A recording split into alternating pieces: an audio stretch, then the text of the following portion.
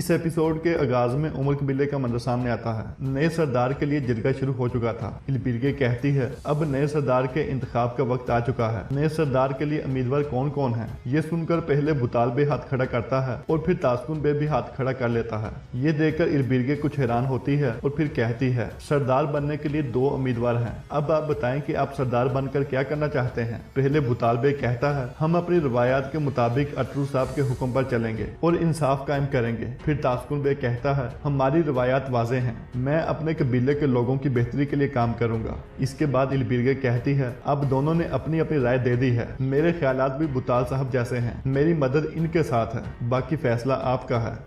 दूसरी तरफ जंगल में आरिकबू का भाग रहा था और अटरू साहब उसका पीछा कर रहे थे। दूसरी तरफ इलबिरगे कहती है जो लोग बुताल साहब को सरदार देखना चाहते हैं वो हाथ खड़ा करें। यह सुनकर सिर्फ 2 आदमी हाथ खड़ा करते हैं। इस पर इलबिरगे और बुताल साहब बहुत हैरान होते हैं, जबकि सिरमा मुस्कुरा रही थी। फिर इलबिरगे कहती है जो लोग तास्कुन बे को सरदार देखना चाहते हैं अब वो हाथ खड़ा करें। यह सुनकर बाकी तमाम आदमी हाथ खड़ा कर लेते हैं। फिर तास्कुन के जहन में एक ख्याल आता है जब वो जिरगे के आदमियों को सोना दे रहा था ताकि वो उसे मुंतखब कर सकें। इसके बाद वो मुस्कुराते हुए इलबिरगे की तरफ देखता है। इलबिरगे हैरान और परेशान थी। फिर तास्कुन बे कहता है जिरगे के आदमी ने फैसला कर दिया है, बाकी काम आपका है इलबिरगे खातून। फिर इलबिरगे कहती है जिरगे के फैसले के मुताबिक उमर कबीले के नए सरदार तास्कुन बे हैं, कबीले के लिए खैर हो। दूसरी तरफ आरिकबू का एक जगह जाकर रुक जाता है और तलवार निकालकर कहता है भागना बहुत हो गया, अब हिसाब का वक्त है। अटरू साहब कहते हैं तुम मेरे मुंह से एक भी लफ्ज ना निकलवा सके, लेकिन मैं तुम्हारा मुंह जरूर खुलवाऊंगा। आरिकबू का कहता है तुम कुछ भी नहीं करोगे, बल्कि तुम यहाँ मारे जाओगे, जबकि वहाँ तुम्हारा भाई गंदूगदू भी मारा जाएगा। अटरू साहब कहते हैं मैं तुम्हारे जालों के बारे में जानता था, मैं और मेरा भाई तुम्हारे जाल तबाह कर देंगे। मैं तुमसे यह भी पता लगवाऊंगा कि बरकी खान की तरफ से तुमको मालूमात कौन देता है। आरिकबू का कहता है तो तुम जानते हो, लेकिन मैं कुछ भी नहीं बताऊंगा। हलाकू खान इन सरजमीनों पर अपनी फौजें भेजेगा और मैं ये भी जानता हूँ कि तुम बरकी खान से मिलने जा रहे हो अटरू, लेकिन तुम कभी भी वहाँ नहीं पहुँच पाओगे। अटरू साहब कहते हैं हलाकू खान के लिए तुम्हारी भेजी गई मालूमात कभी वहाँ पहुँच नहीं पाएंगी। मेरे बहादुर कब से वो मालूमात जब्त कर चुके हैं और तुम मेरी तलवार से टुकड़े टुकड़े हो जाओगे।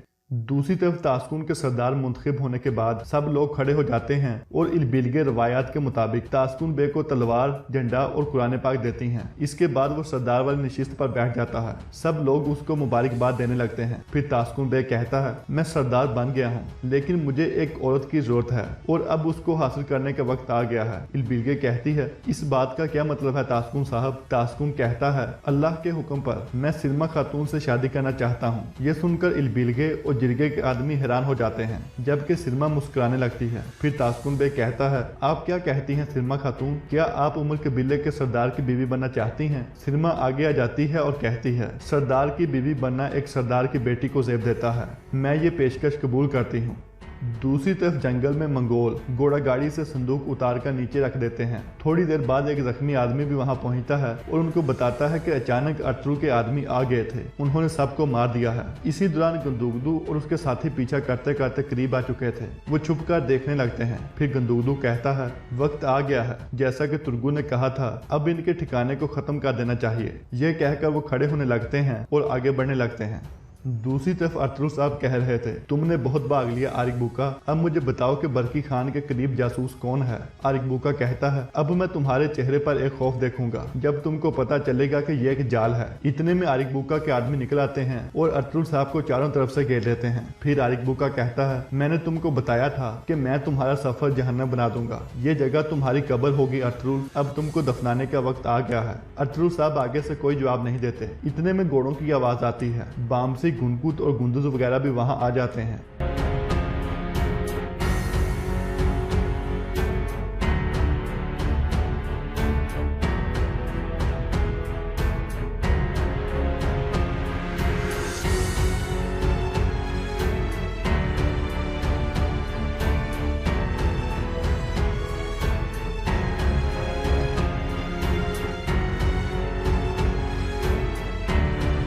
फिर आरिक बूका कहता है, तुम्हारी मुसीबतों का भी खात्मा नहीं हुआ अतरुल, इस सफर के दौरान तुम मारे जाओगे। यह कहकर वो दोबारा भागने लगता है। इस तरह आरिक बूका के सारे आदमी मारे जाते हैं। फिर बामसी कहता है, अब्दुर्रहमान और हमारे सिपाही मंगोलों से लड़ रहे हैं और हम आपके पीछे यहाँ आ गए हैं सरदार। अतरू साहब कहते हैं, हम इस गलीज को भागने नहीं दे सकते, यह गलीज कोई और जाल बिछा सकता है। फिर अतरू साहब दो सिपाहियों को अब्दुर्रहमान की तरफ भेजकर बाकियों को लेकर आरिक बूका के पीछे चले जाते हैं।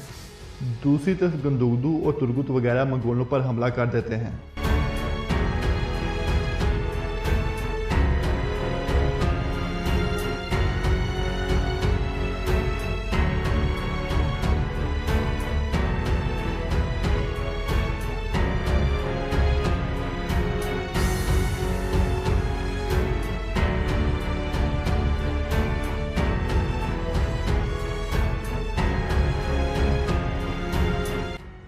इस तरह वो सबको मार देते हैं। फिर गंदुगदू कहता है, अब हम फौरन यहाँ से सोना निकाल कर अतरू की बताई हुई खुफिया जगह पर पहुंच जाएंगे।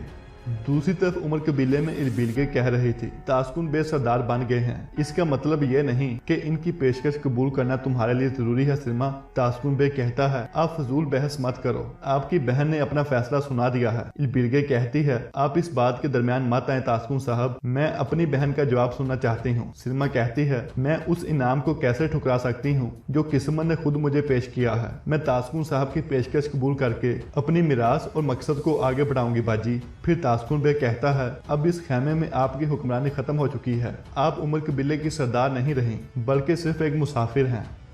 दूसरी तरफ आरिक बूका भाग रहा था, जबकि अतरू साहब और उनके साथी उसका पीछा कर रहे थे। एक जगह पर पहुंचकर आरिक बूका रुक जाता है और घोड़े से नीचे उतराता है। अतरू साहब कहते हैं, यह जालों वाला रास्ता तुम्हारी अपनी मौत बनेगा आरिक बूका। इतने में वो आदमी पीछे मुड़ने लगता है जो दरअसल आरिक बूका नहीं था। ये देखकर सब हैरान और परेशान हो जाते हैं। फिर उस आदमी के जहन में एक ख्याल आता है, जब आरिक बूका आ रहा था और वो आदमी खड़ा इंतजार कर रहा था। इसके बाद आरिक बूका दूसरे रास्ते पर चला गया था, जबकि ये आदमी सीधा चला गया था और अतरू साहब को अपने पीछे ले आया था। फिर अतरू साहब पूछते हैं, आरिक बूका कहाँ है? आदमी कहता है, इतनी जल्दी क्या है, तुम जहाँ भी जाओगे आरिक बूका तुमको ढूंढ लेगा। फिर वो आदमी अतरू साहब पर हमला कर देता है, लेकिन अतरू साहब एक ही बार में उसका खात्मा कर देते हैं। बामसी कहता है, क्या हमें उसके पीछे जाना चाहिए सरदार? अतरू साहब कहते हैं, उसने लाजमी अपने निशान मिटा दिए होंगे, उसके पीछे जाना वक्त का ज़िया होगा, अभी हमें वापस अब्दुर्रहमान की तरफ जाना चाहिए। यह कहकर वो चल पड़ते हैं। दूसरी तरफ आरिक बूका एक जगह बैठा हुआ था और कह रहा था, ये खेल मैंने शुरू किया था अर्थरुल, और मैं इसे जैसे चाहूंगा खत्म करूंगा। इतने में उसके दो आदमी वहां पहुंच जाते हैं। आरिक बूका पूछता है, बाकी कहाँ है तेमुगे? तेमुगे कहता है, हमने दूर से लड़ाई देखी है, वो सब मारे गए हैं आरिक बूका। आरिक बूका कहता है, अगर वो दुश्मन को मार नहीं सकते तो उनका मरना ही बेहतर था। हमने अभी अपना काम जारी रखना है तेमुगे। अर्थरुल अभी इस जाल से बच गया है, लेकिन हम मजीद जाल बिछाएंगे। तेमुगे पूछता है, अब आप क्या करेंगे? आरिक बूका कहता है, अर्थरुल को बरकी खान के करीबी जासूस का पता चल गया है। अगर वो जासूस बेनकाब हो गया तो हर चीज का खात्मा हो जाएगा, इसलिए हम एक आखिरी और सबसे बड़ा जाल बिछाएंगे। मैं खुद बरकी खान के इलाके में जाऊंगा और अर्थरुल से पहले वहां पहुंच जाऊंगा, और फिर हम अर्थरुल और बरकी खान के दरमियान होने वाले मुआहदे को रोकेंगे। हमारे आदमियों ने बरकी खान की तरफ से आने वाले सोने को पकड़ लिया है, अब तुम वहां जाकर उसकी हिफाजत करो, लेकिन अगर तुम नाकाम हो गए तो मेरे वापिस आने से पहले खुद को मार लेना तेमुगे। ये कहकर आरिक बूका अपने घोड़े की तरफ बढ़ता है। जाते जाते आरिक बूका कहता है, अलबास्ती की बहन के साथ राब्ते में रहना, वो हमारे लिए फायदेमंद साबित हो सकती है। ये कहकर वो आगे बढ़ जाता है। दूसरी तरफ अर्थरुल साहब अब्दुर्रहमान और सिपाहियों के पास पहुंच जाते हैं। अब्दुर्रहमान कहता है, हमने सबको मार दिया है सरदार। अर्थरुल साहब कहते हैं, बहुत अच्छे। आरिक बूका जानता है कि हम बरकी खान से मिलने जा रहे हैं, वो यकीनन एक और जाल बिछाएगा। बामसी कहता है, सरदार क्या वो उस कश्ती पर भी जाल बिछा सकता है जिस पर हम समंदर पार करेंगे? अर्थरुल साहब कहते हैं, हर चीज पहले से तैयार है बामसी, वो कश्ती के बारे में कुछ भी नहीं जान सकता, लेकिन हमें हर तरह के जाल और धोखेबाजी के लिए तैयार रहना होगा। यह कहकर वो वहां से चल पड़ते हैं। दूसरी तरफ उमर कबीले में इलबीरगे बहुत बेचैन थी और कह रही थी, जिरगे के आदमी कैसे तास्कुन बे को मुंतखब कर सकते हैं जबकि मैं बुताल बे के साथ थी। मिंगो कहती है, ऐसा होना नामुमकिन है, लाजमी कोई वजह है। इलबीरगे कहती है, लाजमी उनको कोई बड़ी लालच दी गई होगी, लेकिन मैं इस मामले को नहीं छोड़ूंगी। मिंगो पूछती है, आपको किस पर शक है? इलबीरगे कहती है, मेरे ख्याल में इस सब के पीछे सिरमा का हाथ है, इसीलिए उसने तास्कुन बे की शादी की पेशकश कबूल कर ली। लाजमी सिरमा इस सारे मामले के बारे में पहले से जानती थी। मैं पता लगाऊंगा कि तास्कुन और सिरमा यहाँ क्या कर रहे हैं। और यहाँ पर इस एपिसोड का इख्तिताम हो जाता है।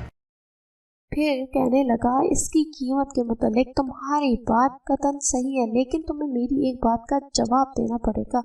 उसने सवाल किया, बहुत लोग तुम्हारी सखावत और फ्याजी की तारीफ करते हैं, मुझे बताओ क्या तुमने ये हार देकर मुझे अपनी सारी दौलत बख्श दी है? मैंने जवाब दिया, नहीं। उसने पूछा, अच्छा तो क्या एक तिहाई भी नहीं?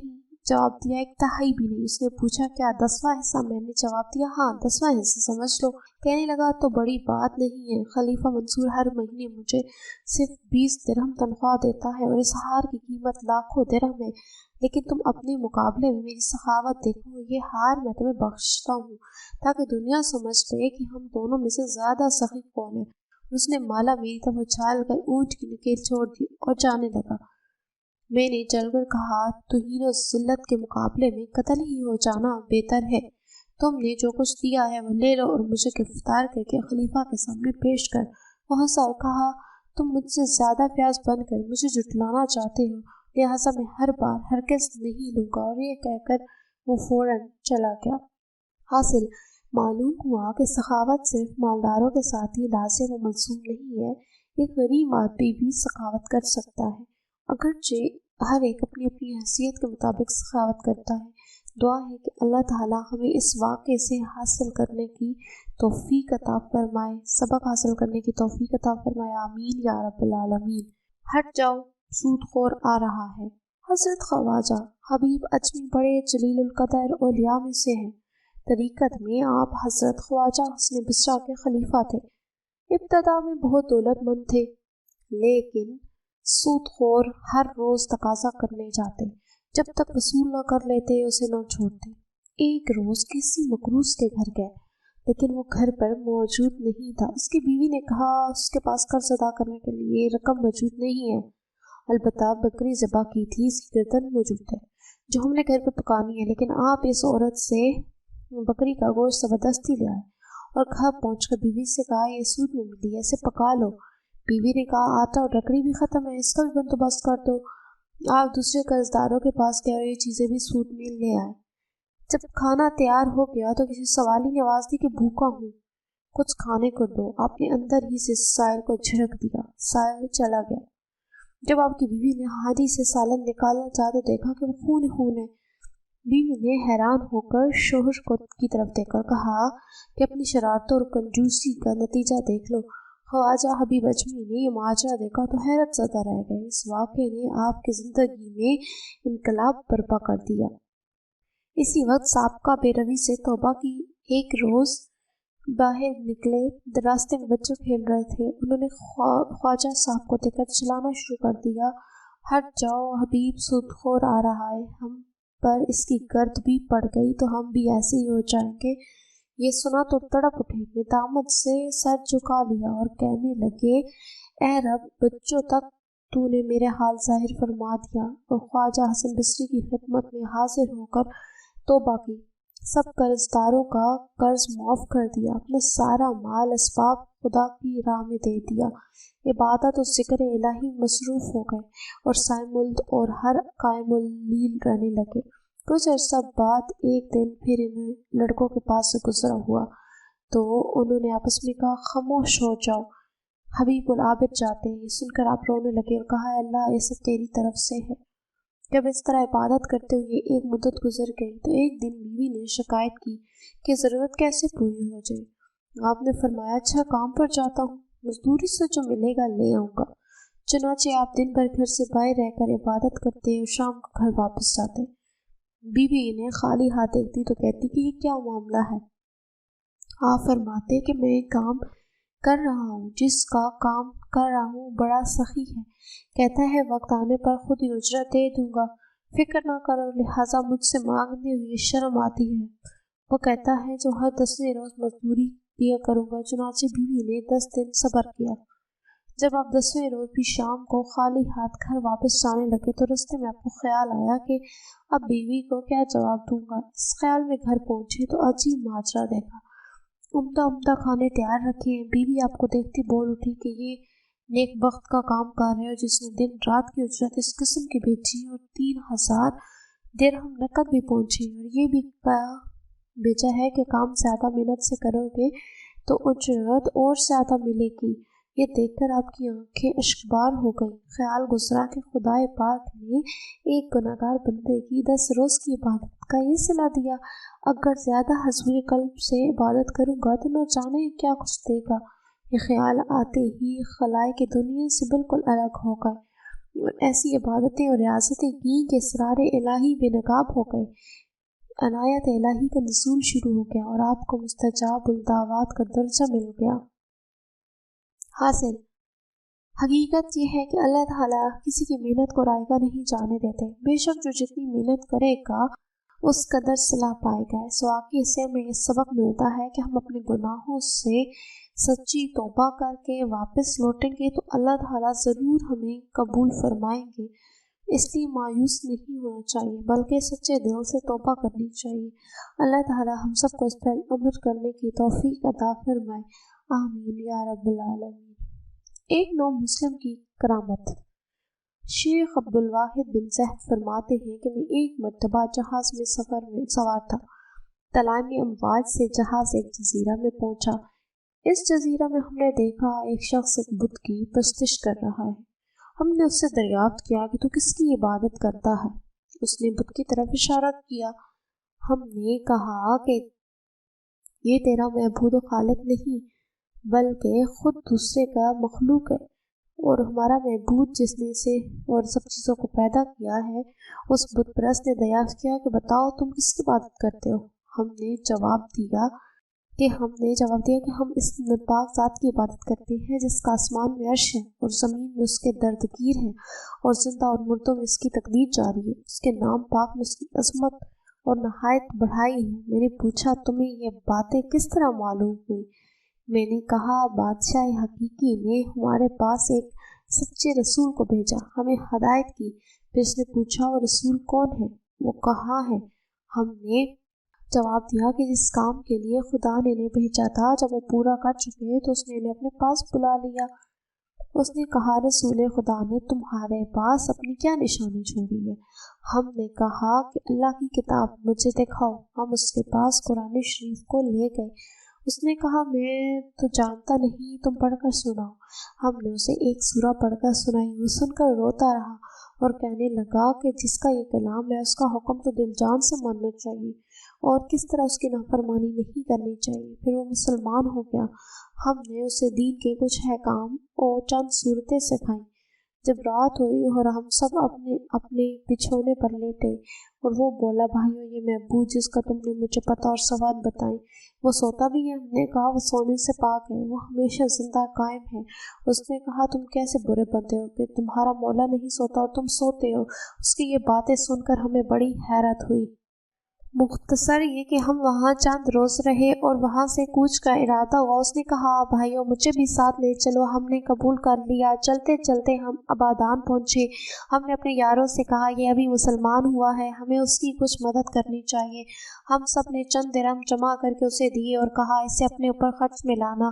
وہ کہنے لگا لا الہ الا اللہ، تم عجیب آدمی ہو، تم ہی تو نے مجھے رستہ بتلایا اور خود ہی راہ سے بھٹک گئے ہو۔ مجھے سخت تعجب ہوا۔ میں اس جزیرہ میں بت کی عبادت کیا کرتا تھا، میں اسے پہچانتا نہ تھا۔ اس وقت بھی اس نے مجھے ضائع نہیں کیا، پھر جب میں اسے جاننے لگا تو وہ مجھے کس طرح ضائع کر دے گا۔ 30 دن کے بعد ایک شخص نے مجھے آ کر خبر دی کہ وہ نامسلم مر رہا ہے، اس کی خبر سن لو۔ یہ سن کر میں اس کے پاس گیا اور پوچھا کہ تجھے کیا حاجت ہے؟ کہا کچھ نہیں، جس ذات پاک نے تمہیں جزیرہ میں پہنچایا اس نے میری سب حاجتیں پوری کر دی۔ خواجہ عبدالواحد فرماتے ہیں کہ مجھے وہاں بیٹھے بیٹھے نیند کا غلبہ ہوا اور میں سوتا گیا۔ کیا دیکھتا ہوں کہ ایک سرسبز باغ ہے اور اس میں ایک کعبہ ہے اور ایک مکان تخت بچھا ہوا ہے۔ اس پر ایک نہایت حسین نوعمر عورت جلوہ افروز ہے، کہتی ہے خدا کے لیے اس مسلم کو جلدی بھیجو، مجھے اس کی جدائی میں بڑی بے قراری اور بے صبری ہے۔ اتنے میں میری آنکھ کھلی تو کیا دیکھتا ہوں کہ وہ سفر آخرت کر چکا تھا۔ میں نے اسے غسل و کفن دے کر دفن کر دیا۔ جب رات ہوئی تو خواب میں وہی کعبہ اور باغ، تخت پر وہی عورت اور پہلو میں ایک نامسلم، وہی اس نامسلم کو دیکھا اور یہ آیت پڑھ رہا ہے اور فرشتے ان پر کہتے ہوئے ہر دروازے سے آئیں گے کہ سلامتی ہے تم پر، بس کیا اور اچھا بدلہ ہے آخرت کی طرف سے حاصل۔ سچ تو یہ ہے کہ جب اللہ کی ذات پر صحیح کامل یقین ہو جائے تو دونوں جہانوں کی کامیابیاں مل جاتی ہیں۔ دعا ہے کہ اللہ تعالی ہم سب کو اس واقعے سے سبق حاصل کرنے کی توفیق عطا فرمائے اور اپنے یقین کو مضبوط کرنے کی توفیق عطا فرمائے، آمین یا رب العالمین۔ ایک سوئی کی وجہ سے عذاب کا عبرتناک واقعہ۔ ایک بزرگ نے بڑا عبرتناک واقعہ سنایا کہ ان کے زمانے میں بہت بڑے عالم تھے۔ جب ان کا انتقال ہو گیا تو اس عالم کے انتقال کے بعد ان کے کسی شاگرد نے ان کو خواب میں دیکھا کہ برہنہ جسم کے ساتھ ایک چٹیل میدان میں دوپہر کی سخت گرمی سے بے چین اور پریشان ہو کر ادھر ادھر دوڑ رہے ہیں، بے قراری اور بے چین ہیں۔ اس شاگرد نے ان سے پوچھا کہ حضرت آپ نے تو ساری زندگی اطاعت اور عبادت اور خدمت دین میں گزاری، مخلوق کی اصلاح کی اور تربیت کی، ان میں سے کوئی عبادت قبول نہیں ہوئی کیا؟ انہوں نے جواب میں ارشاد فرمایا ایسا نہیں ہے کہ اللہ تعالیٰ نے جن اعمال صالحہ کی توفیق دی تھی وہ سب قبول ہو گئے ہیں، لیکن جس عذاب میں مبتلا ہوں وہ ایک سوئی کی وجہ سے ہو رہا ہے۔ شاگرد نے پوچھا وہ کیسے؟ انہوں نے جواب دیا کہ انتقال سے چند روز پہلے میں اپنا کپڑا سینے کے لیے اپنی کی ایک پڑوسی سے سوئی مانگ رہا تھا اور پھر کپڑا سی کر سوئی الماری میں رکھ دی اور واپس کرنا یاد نہ رہا اور اس کے بعد میرا انتقال ہو گیا۔ اب یہ عذاب جو تم دیکھ رہے ہو اسی ایک سوئی کی وجہ سے ہو رہا ہے۔ تم صبح بیدار ہو کر میرے گھر جانا اور گھر والوں سے کہنا کہ الماری میں فلاں جگہ پر وہ سوئی رکھی ہے، وہ تم لے کر میری فلاں پڑوسن کو پہنچا دینا تاکہ مجھے اس عذاب سے نجات مل سکے۔ مرحوم فلاں پڑوسی سے لائے تھے اور ہم نے سوچا کہ ذرا آنے جانے والوں کا سلسلہ ختم ہو تو یہ سوئی ان کو واپس کر دیں گے۔ شاگرد نے بتایا کہ میں نے خواب میں دیکھا ہے کہ وہ سوئی کی وجہ سے عذاب میں مبتلا ہیں، اس لیے وہ سوئی تم مجھے دے دو تاکہ میں جلدی سے ان کو واپس کر دوں اور ان کی طرف سے تاخیر بھی معافی مانگ لوں۔ چنانچہ اس شاگرد نے وہ سوئی لے کر پڑوسی کو واپس کر دی اور ان کو بتایا حضرت کو اس سوئی کی وجہ سے عذاب ہو رہا ہے۔ وہ پڑوسن بھی یہ سن کر رونے لگی کہ کتنی معمولی سی چیز کی وجہ سے ان کو عذاب ہو رہا ہے۔ میں نے اللہ کے لیے ان کو معاف کر دیا، یا اللہ آپ بھی اپنی رحمت سے ان کو معاف کر دے اور ان کا عذاب دور فرما دے۔ وہ شاگرد کہتا ہے کہ جب رات کو میں سویا تو پھر دوبارہ میں نے ان کو خواب میں دیکھا، لیکن اب وہ منظر کچھ اور تھا۔ اب حضرت خوبصورت اور سرسبز و شاداب باغ کے بیچوں بیچ ایک مسحری پر آرام فرما رہے ہیں۔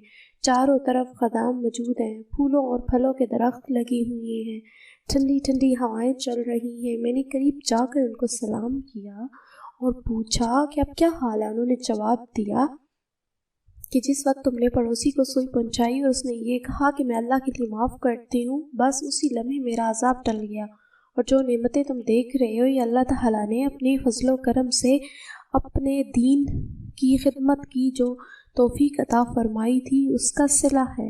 حاصل اس واقعے سے ہمیں یہ سبق ملتا ہے کہ ہم کبھی اپنے ذمہ کسی کی کوئی چیز یا کسی کا کوئی حق نہ رکھیں، بلکہ جس کی جو چیز ہو یا حق ہمارے ذمہ ہے اسے واپس کر دیں۔ اندازہ کیجئے کہ ایک سوئی کی وجہ سے اس قدر عذاب ہے اور آج بے شمار حقوق العباد کے بارے میں لاپرواہی برتی جا رہی ہے، اس کا کس قدر وبال ہوگا۔ اللہ تعالیٰ ہم سب کو اس کی حفاظت فرمائے، آمین یا رب العالمین۔ ایک حیرت انگیز اور انوکھا واقعہ۔ اسد الدولہ کے امراء میں سے ایک ترکی نوجوان تھا۔ اس نے یہ حرکت شروع کی کہ ایک مکان کی دیوار کے سوراخ سے اس مکان میں رہنے والی عورت کو دیکھتا تھا۔ اس عورت نے اپنے شوہر کو بتایا کہ یہ ترکی لڑکا روزانہ بہت دیر تک اس سوراخ سے دیکھتا ہے، اس نے میرا آرام حرام کر دیا ہے، یہاں گھر پر کوئی نہیں ہوتا، دیکھنے والا یہی سمجھے گا کہ میں اس سے باتیں کرتی ہوں، میری سمجھ میں نہیں آتا کہ میں کیا کروں۔ اس کے شوہر نے کہا تو اس کے نام ایک خط لکھ جس کا مضمون یہ ہو کہ روزانہ کھڑا ہونا بیکار بات ہے، جب عشاء کی نماز کے بعد اچھی طرح اندھیرا ہو جائے اور لوگ سو کر غافل ہو جائیں تو تم گھر میں آ جانا، میں دروازہ کے پیچھے ہوں گی۔ چنانچہ اس کے بعد شوہر نے دروازے کے پیچھے ایک گہرا گڑھا کھودا اور اس کے انتظار میں کھڑا ہو گیا۔ جب وہ ترکی لڑکا آیا اور دروازہ کھولا اور اندر داخل ہوا تو اس عورت کے شوہر نے اس کو دھکا دے کر گڑھے میں ڈال دیا اور اس پر مٹی بھر دی۔ اس واقعے کو کئی دن گزر گئے لیکن کسی کو کچھ خبر نہ ہوئی۔ ایک دن اسد الدولہ نے دریافت کیا کہ فلاں شخص کہاں ہے۔ اس کو بتایا گیا کہ اس کا کچھ پتہ نہیں ہے۔ اس پر اسد الدولہ غور و فکر کرتے رہے، یہاں تک کہ اس کی تحقیق انہوں نے یہ صورت نکالی کہ ایک شخص کو اس مؤذن کو بلانے کے لیے بھیجو جو اس مکان کے قریب والی مسجد کا مؤذن تھا۔ اس نے مؤذن کو بظاہر بہت سخت پکڑا اور اسد الدولہ کے سامنے حاضر کر دیا۔ پھر اسد الدولہ نے آہستہ سے اسے کہا کہ 100 دینار لے لو اور جو کچھ ہم نے تم کو حکم دیا اس کی تعمیل کرو۔ جب تم اپنی مسجد میں جاؤ تو عشاء کی اذان زیادہ رات گئے دیر سے دے کر مسجد میں بیٹھ جانا، پھر سب سے پہلے جو شخص تمہارے پاس آئے اور تم سے تیری گرفتاری نافذ ہونے کی تحقیق کرے تو اس کو مجھے اطلاع دے دینا۔ اس نے کہا بہت اچھا۔ تو اس مؤذن نے ایسا ہی کیا۔ جو شخص سب سے پہلے مسجد میں تحقیق کے لیے آیا تو یہ وہی شخص تھا جس نے ترکی کو مارا تھا۔ اس نے مؤذن سے کہا کہ میرا دل تیری طرف لگا ہوا تھا اور تمہیں اس طرح گرفتار کر کے بلوانے سے اسد الدولہ کی تم سے کیا غرض تھی؟ مؤذن نے کہا الحمدللہ خیریت سے، کوئی خالص بات نہیں تھی۔ جب صبح ہوئی تو مؤذن نے اسد الدولہ کے پاس جا کر پورا حال بتایا۔ اسد الدولہ نے اس شخص قاتل کو حاضر ہونے کا حکم دیا۔ یہ حاضر ہو گیا۔ اس سے پوچھا کہ ترکی کا کیا معاملہ ہے، بیان کرو۔ اس نے کہا میں آپ سے بالکل سچی بات کہوں گا، میری بیوی بہت پردہ دار اور پاک دامن ہے۔ یہ شخص گھات لگائی ہوئی اس کو دیکھتا تھا اور پریشان کرتا تھا۔ میری بیوی بدنامی کے خوف سے اس شخص کے کھڑے رہنے سے بہت زیادہ پریشان تھی، تو میں اس کے ساتھ ایسا معاملہ کیا اور پوری تفصیل بیان کر دی۔ اسد الدولہ نے کہا جاؤ سپرد خدا، نہ کسی نے کچھ سنا اور نہ کسی نے تم سے پوچھا۔ حاصل بے شک برے کام کا برا ہی انجام ہوتا ہے۔ اللہ تعالیٰ ہمیں اس واقعے سے سبق حاصل کر کے برے افعال سے بچنے کی توفیق عطا فرمائے، آمین یا رب العالمین۔ حضرت حذیفہ کی جاسوسی کا واقعہ۔ حضرت حذیفہ بن یمان رضی اللہ تعالیٰ عنہ سے ایک شخص نے جو کوفے کے رہنے والے تھے کہا کہ اے ابو عبداللہ، تم بڑے خوش نصیب ہو کہ تم نے اللہ کے رسول کو دیکھا اور آپ کی مجلس میں بیٹھے ہو، تو تم کیا کرتے ہو؟ حضرت حذیفہ نے فرمایا اللہ ہم جان نثاریاں کرتے تھے۔ نوجوان فرمانے لگے سنیے چچا، اگر ہم حضور صلی اللہ علیہ وآلہ وسلم کے زمانے کو پاتے تو وہ اللہ آپ کے قدم بھی زمین پر نہ رکھنے دیتے۔ اپنی گردنوں پر اٹھا کر لے جاتے۔ آپ نے فرمایا بھتیجے لو ایک واقعہ سنو۔ جنگ خندق کے موقع پر رسول صلی اللہ علیہ وآلہ وسلم بڑی رات تک نماز پڑھتے رہے۔ فارغ ہو کر دریافت کیا کہ کوئی ہے جو جا کر لشکر کفار کی خبر لائے۔ اللہ کے نبی اس سے شرط کرتے ہیں کہ وہ جنت میں داخل ہوگا۔ کوئی کھڑا نہ ہوا کیونکہ خوف کے، بھوک کے اور سردی کی انتہا تھی۔ پھر آپ سے دیر تک نماز پڑھتے رہے۔ پھر فرمایا کوئی ہے جو جا کر یہ خبر لا دے کہ مخالفین نے کیا کیا۔ اللہ کے رسول صلی اللہ علیہ وآلہ وسلم اسے مطمئن کرتے کہ وہ ضرور واپس آئے گا، اور میری دعا ہے کہ اللہ تعالیٰ اسے جنت میں رفیق کرے۔ آپ کے بھی کوئی کھڑا نہ ہو۔ کھڑا ہوتا کیسے؟ بھوک کے مارے پیٹ کامر سے لگ رہا تھا، سردی کے مارے دان بچ رہے تھے، خوف کے مارے پتے پانی ہو رہے تھے۔ بلاخر میرا نام لے کر رسول صلی اللہ علیہ وآلہ وسلم نے آواز دی اب تو کھڑے ہو جا۔ بغیر چارہ نہ تھا، فرمانے لگے حذیفہ تو جا اور دیکھ کہ وہ اس وقت کیا کر رہے ہیں۔ دیکھ جب میرے پاس واپس نہ پہنچ جائے تو کوئی نیک کام نہ کرنا۔ میں نے بہت خوب کہہ کر اپنی راہ لی، اجرت کر کے مشرقوں میں گھس گیا اور وہاں جا کر عجیب حال دیکھا کہ دکھائی نہ دینے والے اللہ کے لشکر اپنا کام پھرتی سے کر رہے ہیں۔ چولہوں پر سے دیگیں ہوا نے الٹ دی ہیں، خیموں کی چوبیں اکھڑ گئی ہیں، آگ جلا نہیں سکتے، کوئی چیز اپنے ٹھکانے نہیں رہی۔ اس وقت ابو سفیان کھڑا ہوا اور بآواز بلند بنا دی کہ اے قریشیو، اپنے اپنے ساتھی سے ہوشیار ہو جاؤ، اپنے ساتھی کو دیکھ بھال لو، ایسا نہ ہو کہ کوئی غیر کھڑا ہو۔ میں نے یہ سنتے ہی میرے پاس جو ایک قریشی جوان تھا اس کا ہاتھ پکڑ لیا اور اس سے پوچھا تم کون ہو؟ اس نے کہا میں فلاں بن فلاں ہوں۔ میں نے کہا اب ہوشیار رہنا۔ پھر ابو سفیان نے کہا قریشیو، اللہ گواہ ہے ہم اس وقت کسی ٹھہرنے کی جگہ پر نہیں ہیں، ہمارے مویشی ہمارے اونٹ ہلاک ہو رہے ہیں۔ بنو قریظہ نے ہم سے وعدہ خلافی کی ہے، اس نے ہمیں بڑی تکلیف پہنچائی ہے، پھر اس ہوا نے ہمیں پریشان کر رکھا ہے، ہم پکا کر کھا نہیں سکتے، آگ تک جلا نہیں سکتے، خیمے ڈھیرے ڈیر نہیں سکتے۔ میں تو تنگ آ گیا ہوں اور میں نے تو ارادہ کر لیا ہے کہ واپس ہو جاؤں، بس تم سب کو حکم دیتا ہوں کہ واپس چلو۔ اتنا کہتے ہی اپنے اونٹ پر جو زانو بندھا ہوا بیٹھا تھا چڑھ گیا اور اسے مارا، 3 پاؤں سے ہی کھڑا ہو گیا۔ پھر اس کا پاؤں کھولا۔ اس وقت ایک ایسا جملہ، ایسا موقع تھا کہ اگر میں چاہتا تو ایک تیر ہی ابو سفیان کا کام تمام کر دیتا، لیکن رسول صلی اللہ علیہ وآلہ وسلم نے مجھ سے فرمایا کہ کوئی نیا کام نہ کرنا، اس لیے میں نے اپنے دل کو روک لیا۔ اب میں واپس لوٹا اور اپنے لشکر میں آ گیا۔ جب میں پہنچا ہوں تو میں نے دیکھا رسول صلی اللہ علیہ وآلہ وسلم ایک چادر کو لپٹے ہوئے آپ کی کسی بیوی صاحبہ کی تھی، نماز میں مشغول ہے۔ آپ نے مجھے دیکھ کر اپنے دونوں پیروں کے درمیان بٹھا دیا اور چادر مجھے بھی اڑا دی۔ پھر رکوع سجود کیا اور میں وہیں چادر اوڑے بیٹھا رہا۔ جب آپ فارغ ہوئے تو میں نے سارا واقعہ بیان کیا۔ قریشیوں کے پاس واپس لوٹ جانے کی خبر جب قبیلہ غطفان کو پہنچی تو انہوں نے بھی سامان باندھا اور واپس لوٹ گئے۔ اور روایت میں ہے حضرت حذیفہ فرماتے ہیں جب میں چلا تو باوجود گڑا کے سخت سردی کی قسم اللہ کی مجھے یہ معلوم ہوتا کہ گویا میں کسی گرم حمام میں ہوں۔ اس میں یہ بھی ہے کہ جب میں لشکر کفار میں پہنچا ہوں اس کے وقت ابو سفیان آگ سلگائے ہوئے تاپ رہا تھا۔ میں نے اسے دیکھ کر پہچان کر اپنا کمان چڑھا لیا اور چاہتا ہی تھا کہ جلا دوں، اور وہ بالکل زد میں تھا، ناممکن تھا کہ میرا نشانہ خالی جائے۔ مجھے رسول صلی اللہ علیہ وآلہ وسلم کا یہ فرمان یاد آ گیا، کوئی ایسی حرکت نہ کرنا کہ وہ چوکنے ہو کر بھڑک جائیں، تو میں نے اپنا ارادہ ترک کر دیا۔ جب میں واپس آیا اس وقت بھی مجھے کوئی سردی محسوس نہ ہوئی، بلکہ یہ معلوم ہو رہا تھا کہ گویا میں حمام میں چل رہا ہوں۔ ہاں، جب حضور صلی اللہ علیہ وآلہ وسلم کے پاس پہنچ گیا بڑے زور کی سردی لگنے لگی اور میں کپ کپانے لگا تو حضور صلی اللہ علیہ وآلہ وسلم نے اپنی چادر مجھ کو اڑا دی اور میں جو اوڑھ کر لیٹا تو مجھے نیند آ گئی اور صبح تک بڑا سوتا رہا۔ صبح خود ہی رسول صلی اللہ علیہ وآلہ وسلم نے مجھے یہ کہہ کر جگایا اے سونے والے بیدار ہو جا۔ اور روایت میں ہے کہ جب اس تابعی نے کہا کہ کاش کہ ہم رسول اللہ کو دیکھتے اور آپ کے زمانے کو پاتے، تو حذیفہ نے کہا کاش تم جیسا ایمان ہمیں نصیب ہوتا کہ باوجود نہ دیکھنے کے پورا اور پختہ عقیدہ رکھتے ہو۔ برادر ذاتے، جو تمنا تم کرتے ہو یہ تمنا ہی ہے، نہ جانے تم ہوتے کیا کرتے، ہم پر تو ایسے کٹھن وقت آئے ہیں۔ حکیم صاحب کی انوکھی برکت۔ ابو محمد الخشاب غوری سے مروی ہے کہ ایک جولا ہے کا گزر ایک طبیب پر ہوا۔ اس نے دیکھا کہ وہ کسی مریض کی دوائی کے طور پر عرق گلاب اور تمر ہندی تجویز کر رہا ہے۔ اس نے کہا کون ہے جو اس کام کو عمدگی سے کر سکے؟ یہ جولاہا اپنی بیوی کے پاس آیا اور اس نے کہا میرے لیے ایک بڑا امامہ بناؤ۔ اس نے کہا تو اس امامہ کا کیا کرے گا؟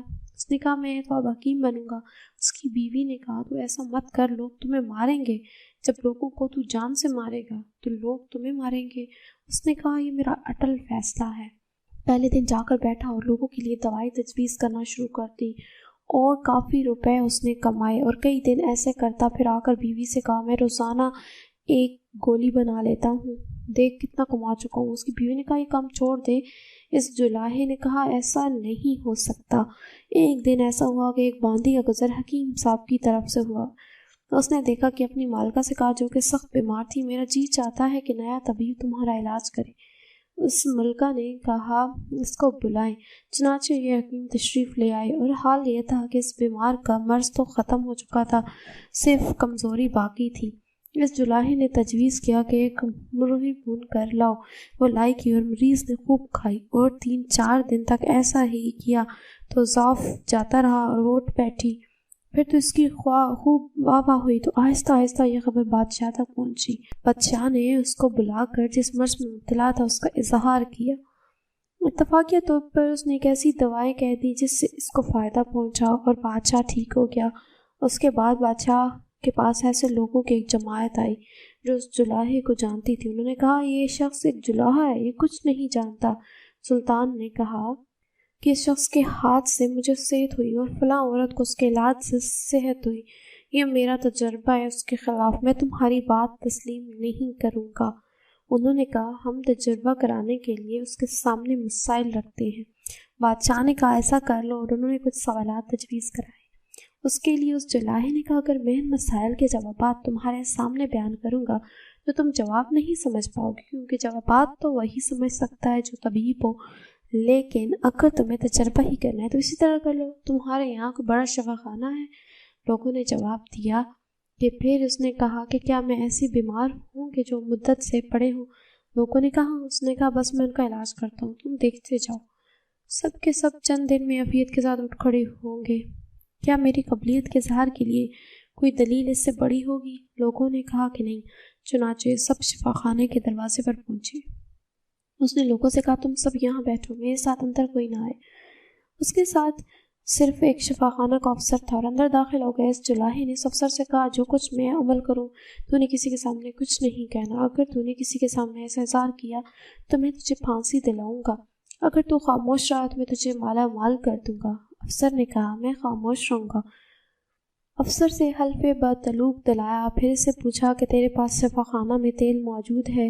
اس نے کہا لے کر آؤ۔ جولاہے نے تمام تیل ایک بڑی دیگ میں ڈالا، اس کے نیچے آگ جلائی۔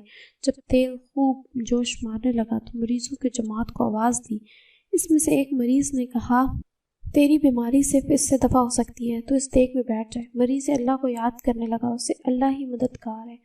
حکیم جی نے کہا تجھے تو یہ وہی کرنا پڑے گا۔ اس مریض نے کہا مجھے تو شفا ہو سکتی تھی، بس معمولی سے سر میں درد تھا۔ حکیم جی نے کہا پھر تو یہاں کیا کر رہا ہے؟ جب اچھا ہو گیا تو تجھے جانا چاہیے تھا۔ اس مریض نے کہا بس یوں ہی، کوئی خاص وجہ نہیں تھی۔ حکیم نے کہا تو چلا جاؤ، لوگوں سے کہتے جانا کہ میں تندرست ہو گیا ہوں۔ وہ یہاں سے نکل کر بھاگا اور لوگوں سے کہتا کہ میں شفا یاب ہو گیا ہوں۔ صاحب کی آمد سے پھر دوسرے مریض کا نمبر آیا، اس نے بھی ایسا ہی کیا کہ تیری بیماری صرف اسی طرح دور ہو سکتی ہے، تو اس دیگ میں بیٹھ جائے۔ اس نے کہا اللہ اللہ جی میں تندرست ہو گیا ہوں۔ حکیم صاحب نے کہا اس میں بیٹھنا ضروری ہے۔ اس نے کہا میں تو آج شام کو واپسی کا ارادہ رکھتا ہوں۔ حکیم جی نے کہا اگر تجھے شفا ہو چکی تو چلے جا، اور لوگوں سے کہتے جانا کہ میں اچھا ہو گیا ہوں۔ یہ بھی نکل کر بھاگا۔ وہ لوگوں سے کہتا کہ حکیم صاحب کی برکت سے مجھے صحت مل گئی ہے۔ یہ حال سب کا ہوا، یہاں تک کہ سب حکیم کا شکر ادا کرتے ہوئے رخصت ہو گئے اور بھاگتے چلے گئے، اور حکیم کی شہرت ہو گئی اور مخالفین شرمندہ ہو گئے۔ حضرت مالک بن دینار کا فیض اور عطاءت الہی کا ثمرہ۔ حضرت مالک بن دینار رحمۃ اللہ علیہ کے زمانے میں 2 بھائی آتش پرست مشہور تھے۔ ایک دن چھوٹے بھائی نے بڑے سے کہا، بھائی صاحب آپ نے 73 سال آگ کی پرستش کی ہے اور میں نے 35 سال۔ آؤ آج ہم آزما کر دیکھیں کہ آگ ہم کو دوسرے غیر آتش پرستوں کی طرح تو نہیں جلاتی۔ اگر اس نے ہم کو نہ جلایا تو ہم آئندہ آتش پرستی کریں گے، ورنہ ترک کر دیں گے۔ چنانچہ اس نے آگ جلا کر بڑے بھائی سے کہا کہ پہلے آگ پر ہاتھ رکھیں یا میں رکھوں۔ اس نے کہا تم پہلے ہاتھ رکھو۔ جب چھوٹے بھائی نے آگ پر ہاتھ رکھا تو آگ نے اپنی خاصیت کے مطابق اس کی انگلی جلا دی۔ اس نے آگ سے ہاتھ کھینچ کر کہا، ہائے افسوس، میں نے تجھے اتنے عرصے تک پوجا، پھر بھی تو نے میری انگلی جلا دی۔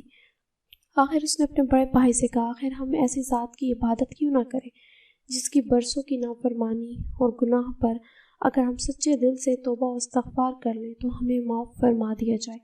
یہ بات بڑے بھائی کے سمجھ میں آ گئی اور دونوں بھائی صحیح رستے کے متلاشی بن گئے۔ حضرت مالک بن دینار کی خدمت میں حاضر ہوئے تو کیا دیکھتے ہیں کہ حضرت مالک بن دینار بصرہ میں لوگوں کو واعظ سنا رہے ہیں۔ ان کو دیکھ کر بڑے بھائی کہنے لگے، میں مسلمان نہیں ہوتا کیونکہ میرے گھر والے مجھے ملامت کریں گے اور میں ان کی ملامت کے مقابلے میں آگ کو ترجیح دیتا ہوں۔ چھوٹے بھائی نے سمجھایا کہ لوگوں کی ملامت تو ایک دن زائل ہو جائے گی لیکن دوزخ کی آگ زائل نہ ہوگی، مگر بڑے بھائی کے سمجھ میں نہ آیا اور وہ بدنصیب چلا گیا۔ لیکن چھوٹا بھائی اپنی بیوی بچوں کو لے کر حضرت مالک بن دینار کی خدمت میں حاضر ہو گیا اور واعظ سے فارغ ہونے کے بعد تمام ماجرا ان کو سنایا اور درخواست کی کہ اس کو بیوی بچوں کے مسلمان بنائیں۔ چونکہ حضرت مالک بن دینار نے ان سب کو مسلمان کیا اور اس نوجوان نے جب مسلمان ہو کر واپس ہونا چاہا تو حضرت مالک بن دینار نے فرمایا کہ ذرا ٹھہرو، میں تمہارے لیے اپنے شاگردوں سے کچھ جمع کر دوں۔ جس پر نوجوان نے عرض کیا، میں کچھ نہیں چاہتا، اور واپسی میں ایک ویرانے میں آباد گھر دیکھ کر اس میں مقیم ہو گیا۔ صبح کو بیوی نے کہا، بازار جا کر کوئی ایسا کام تلاش کر جس سے بچوں کی گزر ہو سکے۔ چنانچہ وہ نوجوان تلاش معاش کے لیے نکلا مگر کہیں کوئی مزدوری نہ ملی تو اس نے سوچا، آخر اللہ تعالیٰ ہی کی مزدوری کیوں نہ کروں۔ یہ سوچ کر دوسرے روز ویرانہ میں جا کر مغرب تک برابر نماز پڑھتا رہا اور رات کو پھر خالی ہاتھ مکان پر چلا گیا۔ بیوی نے دریافت کیا کہ ہمارے لیے کچھ لائے ہو یا نہیں۔ اس نے جواب دیا کہ آج میں نے بادشاہ کی مزدوری کی ہے مگر اس نے کچھ نہیں دیا، کل کو اجرت دینے کو کہا ہے۔